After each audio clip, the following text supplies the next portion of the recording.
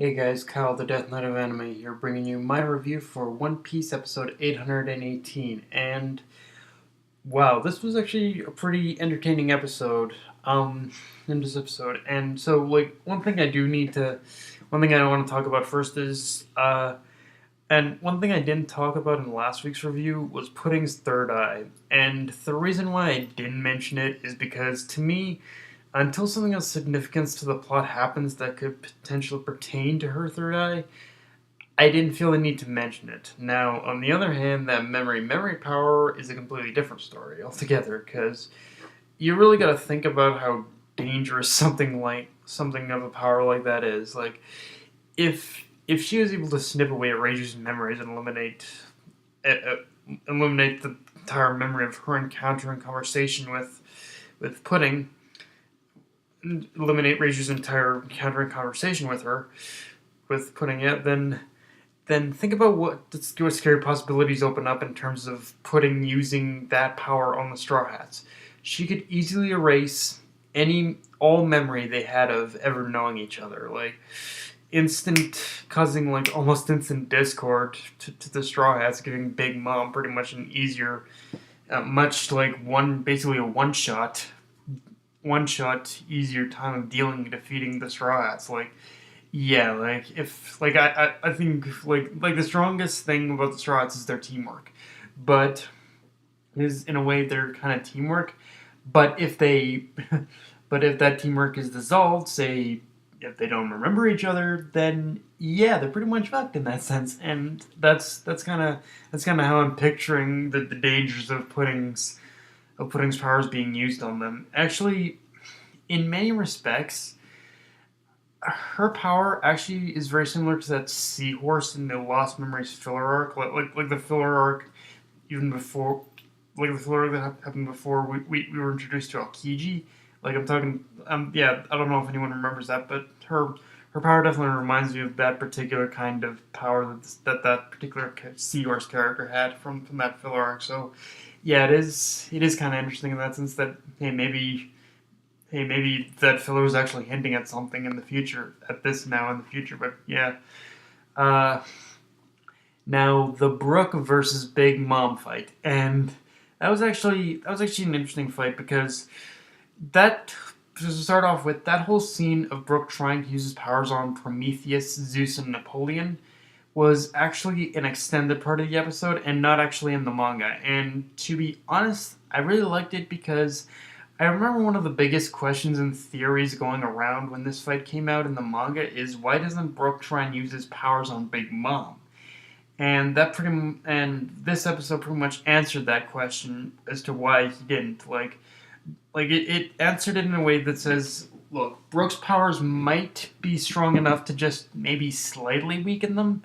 Or maybe they're just playing possum on that. I don't know, but I mean, it might have the effect of maybe being able to slightly weaken them, just a smidge, but not enough to do any real harmful damage. And I think we can actually say that part of that is because Big Mom's soul and will are just so powerful that Prometheus and Zeus and Napoleon themselves don't really feel much pain. I think you would need like a strong force in order to take those homies out, honestly, or if the theory I'm saying here is holds true, then maybe just take out Big Mom and that would take them out. But I imagine, but with the homies with Prometheus, Zeus, Napoleon, and Big Mom, it seems like their relation, like the way that they've been set up all together as a unit, it almost seems like a very symbiotic relationship. Like if something bad were to happen to any one of them, to either one of them, I think either one would end up feeling the after effects and the weakness of it. So if you take out Prometheus, Zeus and Napoleon, you probably will end up weakening Big Mom. But if you end up taking out Big Mom, you probably end up weakening the homies, the homies her personal homies. So yes, it is kind of interesting of that personal symbiotic relationship almost in a way. Um, and I, yeah, and can I just say how bad I felt for Brooke how bad I felt for Brook, yet also how much more respect I have for him. Like I've always loved Brook as a character, but episode just this episode just really made me both feel sorry for Brook, yet also at the same time just love him at the same time. Like Brook, the dude's got a strong will. I'll give him that, and he just wouldn't give up no matter how much he was knocked down. But at the same time, I'm like, Brook, if you can even manage it, like if you can even manage to like in order to fall under, in order to get by her at all. If you can get by her at all, then just run, dude. Run. Get the fuck out of there, bro. Like, honestly, like, it's just seeing Brook, and Big Mom fight in this episode, it really was like a David versus Goliath situation. But in this case, the underdog just ain't gonna win. Like, many people in this situation, the underdog being David just ain't gonna take out that Goliath. Like, the Goliath in this case is just way too powerful. Like, yeah, but I do gotta give props to Brook for basically surviving as long as he did. And I guess that would kind of, I don't know if this is, if something like Brook surviving as long as he did is gonna piss people off or not, but I think it's almost like you have to look at it like Brook's a skeleton. He's already dead, so in a way, maybe damage doesn't do much to damage. Just I mean, he does get damage, and he does feel, I think to a certain degree, feel pain. But I think he does have a stronger resilience because he's just pretty much a skeleton. So yeah, there's that too. And also, at the end of the episode, we see Jimbe saving Nami and Luffy from Opera, and the only thing I have to ask there is, what exactly did he sacrifice to end his alliance with Big Mom? Because remember, he was offered the out, but by Big Mom by spinning her death roulette or something like the same roulette that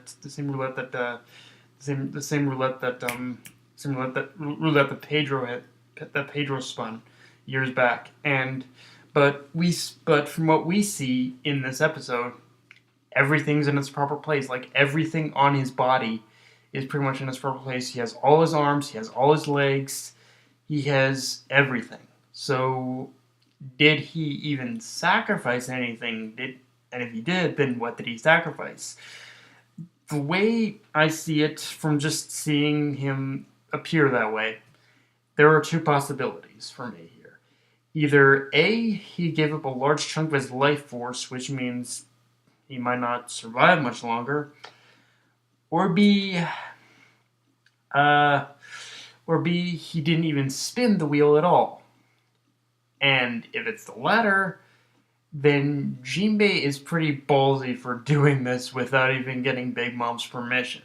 Because when you cross a Yonko, you need to be prepared to face the consequences, and Jimbe is doing some pretty ballsy ass shit by actually betraying Big Mom, of doing this to Big Mom, like betraying her basically, without even getting her permission to leave with the Straw Hats.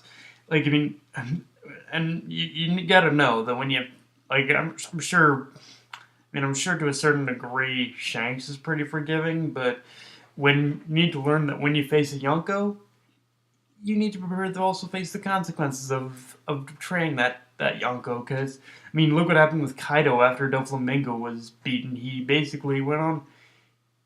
Kaido's basically going on a rampage, more or less. So, yeah. Big Mom is assured to go on a rampage after she learns of Jinbe's betrayal. And, oh boy, that's going to be interesting to see.